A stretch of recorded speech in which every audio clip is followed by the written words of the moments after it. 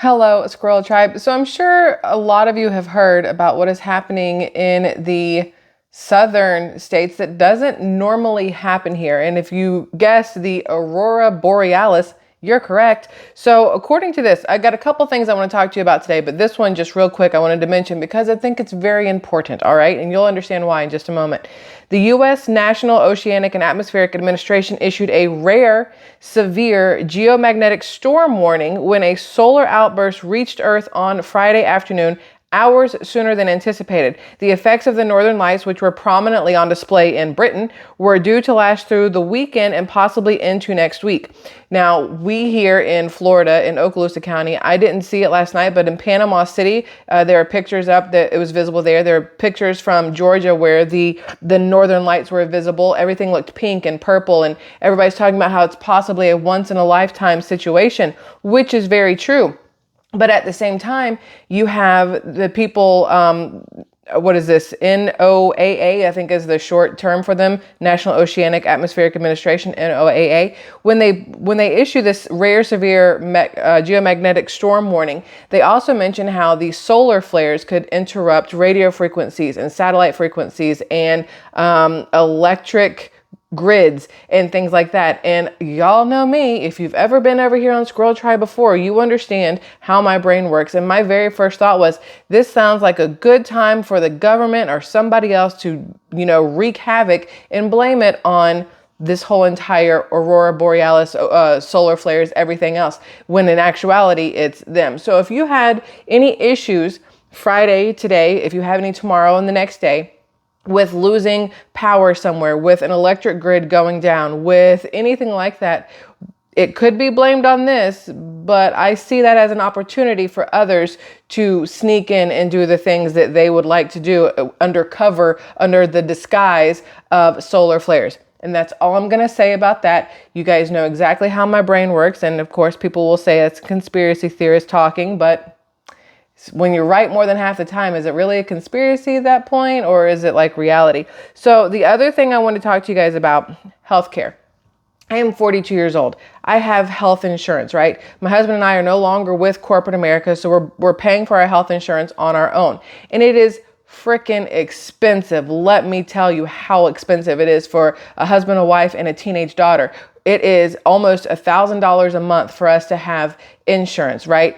Between my husband and myself, we have some severe allergies that we need to make sure that if anything were to happen, we have insurance to cover us, right? We also have a child, so we wanted to make sure there was insurance in case something happened with her. When she had her fever that spiked to almost 105 a few months ago, and we had to rush her to the emergency room because she got delirious and all kinds of stuff, which was the most terrifying thing I've ever experienced in my entire life. Having insurance helped, right? Because it's an expensive bill to have to go to the ER. And insurance did help at that point. For me, at 42, I am at the age where now I need to worry about getting, breast exams and things like that. Not mammograms, because that's a lot of radiation, but ultrasounds, and they are not cheap. And then my husband, he's almost 40. He just turned 39. He needs to start worrying about colonoscopies and all that kind of stuff. The older you get, the more things you're supposed to get checked out, and maybe you want to get checked out, especially with the uptick in cancer and other issues in people these days. When they're telling you that 1 in 2 people will have some form of cancer in their lifetime, it of course makes you wary about anything that starts to feel weird or, look wrong or just whatever. So a lot of people, I think, are worried and trying to get into the doctors more, especially since everything that happened over the last few years with, 2020 and what transpired there. And a lot of people feeling the need to go to the hospital and doctor's offices more often because now people are a little more heightened in the worry of their physical health. Here's what I realized at 42 with health insurance, getting in just to find a primary care physician, the PCP, not the drug, but the person, the primary care physician is almost impossible. It is almost impossible to get in with a doctor if you have never been in with those doctors before. If you have new insurance, if you've switched from United Healthcare to Humana or to Kaiser or whatever else there is, Florida Blue or Blue Cross Blue Shield, whatever you've got, when you are trying to get in with a primary care physician, y'all, it is like trying to find a needle in a haystack or Where's Waldo or Side note, did y'all know that they pulled Where's Waldo off the shelf because there was one where Where's Waldo had his like Waldo's Wonky was out and it somehow made it into a book? It'd probably be like finding that one. Finding a primary care physician would be like finding that book that had Waldo's Wonky out in the middle of it. Anyway, so I have tried to get in with numerous different primary care physicians, and all of them are saying, we're not accepting new patients. We're not accepting new patients. And when I find one that is, they're like, we're 6 to 12 months out on getting you in the door. And it's like, how is this where we are right now? It used to be, y'all, and you know this, it used to be that there were doctors all over the place. You had your pick. You could go pick any doctor you wanted. But as the years have gone on, it does feel like we have less and less doctors, and there's reasons for it, okay? So this article that I came across, it says U.S. healthcare is increasingly like a casino. And I read that and I was like, yeah, it is pretty much like roll of the dice. You're going to roll the dice and either you're going to win and get good health care or find some sort of health care, or you're going to lose it all and then you get no health care and you deteriorate, right? Like that's how it feels. So this article from Axios, it says here that for the, in the post-pandemic era, it's become clear that having insurance is only the first step toward receiving quality care, which is true. If you don't have insurance, oh, good luck getting in with any sort of specialist, with even the primary care physician, with getting into the ER. Like they'll take you, but of course they want people with insurance more because insurance pays out more. They can milk insurance way more than they can a regular person who may never pay their bill. It just, there's a lot of people out there who are like, I can't afford this, but I still need to go to the hospital. I still need to go to the doctor, and they never pay their bills. It happens a lot. So where Americans live, their health status, and a range of socioeconomic factors increasingly determines their experience with the healthcare system, and in many cases, that experience appears to be getting worse.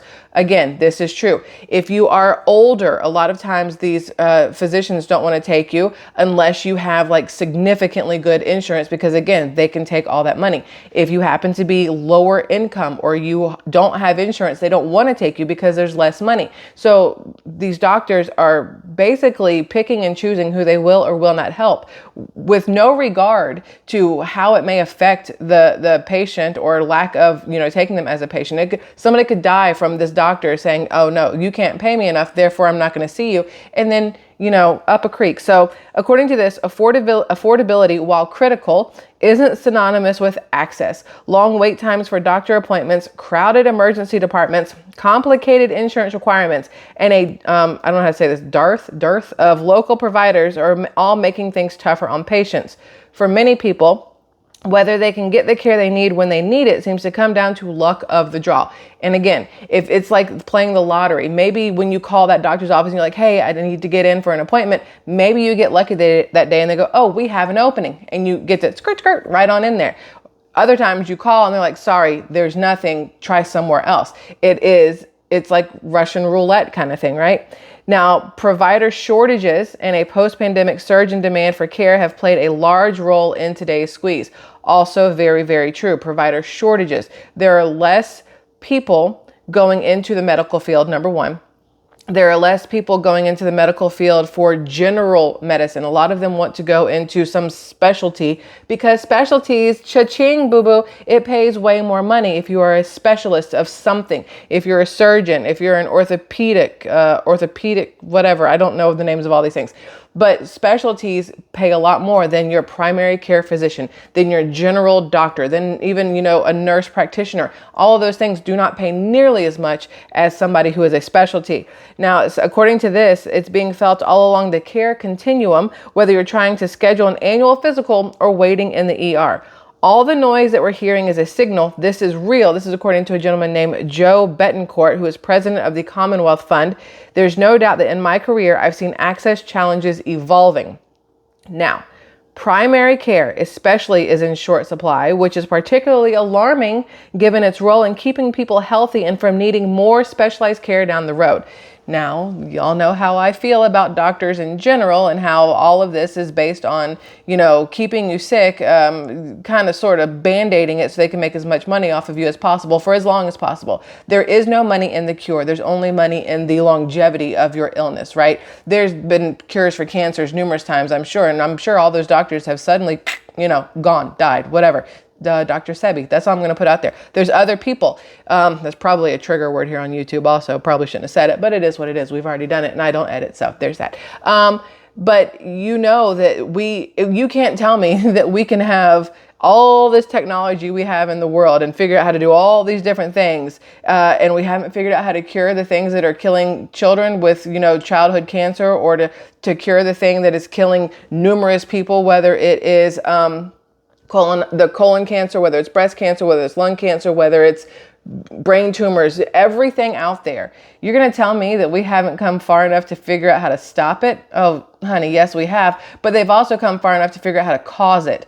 All of the things they are putting in our food, all of the things that are in our waters, all of the things that are in the air that we breathe are causing the illness, and they're fully aware of it. If you look back in time, yes, we had plagues and things like that, but I can guarantee you people were shorter lifespan, obviously, because they didn't know how to really take care of themselves. But I can guarantee you there was less cancer and less all of those things pre highly processed foods, us trying to be the best that we can be by technology and all this other crap we do, right? I digress. Let me get back to where I was. I am sorry. The number of primary care doctors isn't keeping up with population increases, partly because it's hard to convince medical students graduating with mountains of debt to resist the draw of more lucrative specialties. Like I said, I have an issue with that too.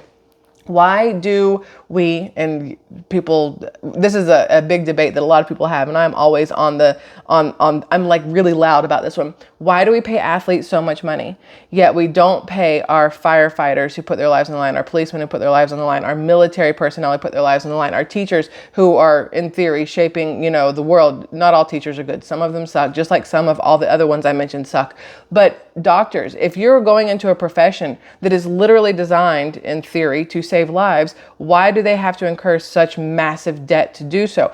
To me, there should be certain professions that you go through school and the school is free because you are then there to give back to your community, to keep people safe, things like that. I don't think you should have to pay if you want to go to whatever specialty schools may be necessary, the police academy or anything for a fire department, anything like that. If you have to do anything for the army, nothing should be paid there. And that's my opinion, right? But according to this, factors like administrative burden and burnout have meanwhile led to what's a pretty daunting exodus in primary care and a significant decrease in people getting into primary care. Again, this is the Betancourt guy who is a primary care doctor himself. Specialists are also being stretched thin because they're saying there are staffing shortages, particularly among primary care physicians. And they're projected to only get worse. This is according to the Association of American Medical Colleges. Again, because it costs so damn much to go into these schools. And once you're in school and you're paying this kind of money, when you get out, you're like, well, I wanted to be a primary care physician. I wanted to be able to, general practice and help families. I want to be a family practitioner, but there's not nearly enough money in it. Now I have $500,000 in student loans that that may be exaggerating. I honestly have no clue how much it costs to go through medical school. Don't judge me. But let's say it's $500,000. Do you know how long you'd have to work until literally you're 100 and you croak in the middle of a doctor's exam to pay that back? So you have these people who are going into the medical field in the beginning, wanting to go in to help people.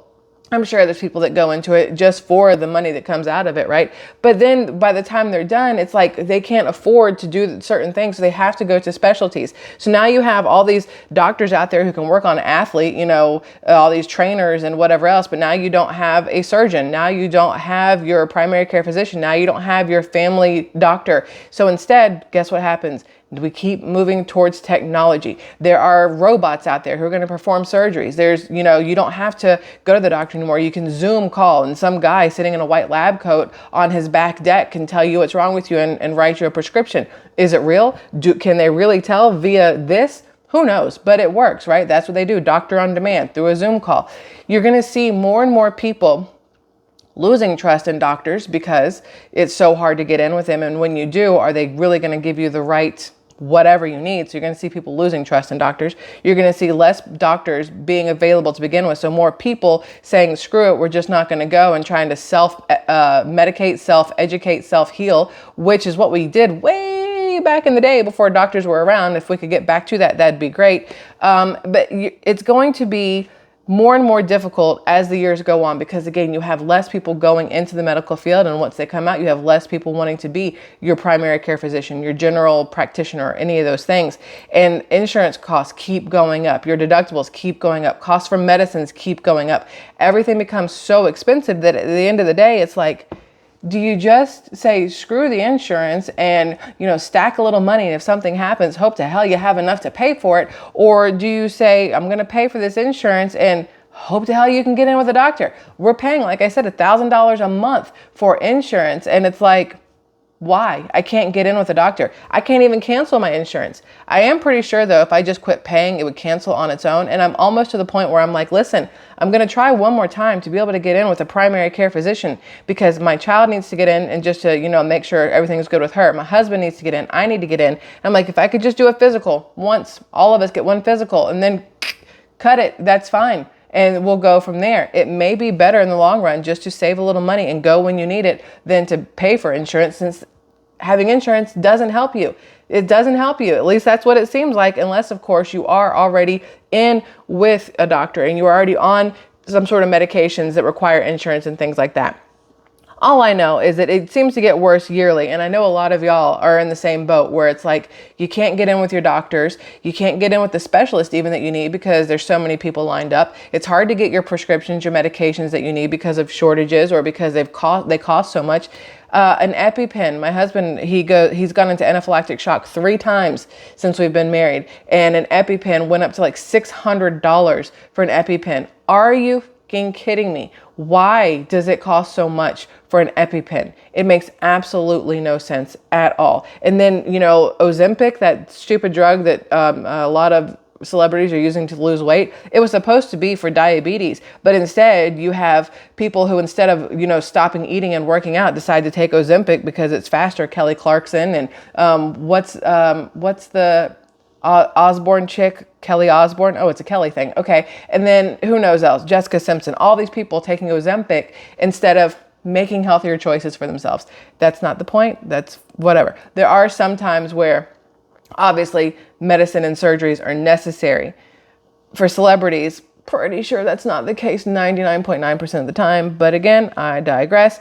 Now, experts chalk up the recent surge in demand to people catching up on care they put off during the pandemic. Because again, a lot of people over 2020, 2021, 22, 23 did not want to go into a doctor's office because there's a lot of sick people in there, and people were terrified of catching that sickness. And also, so a lot of people didn't go. And now they're like, all right, the world's back open. I need a doctor.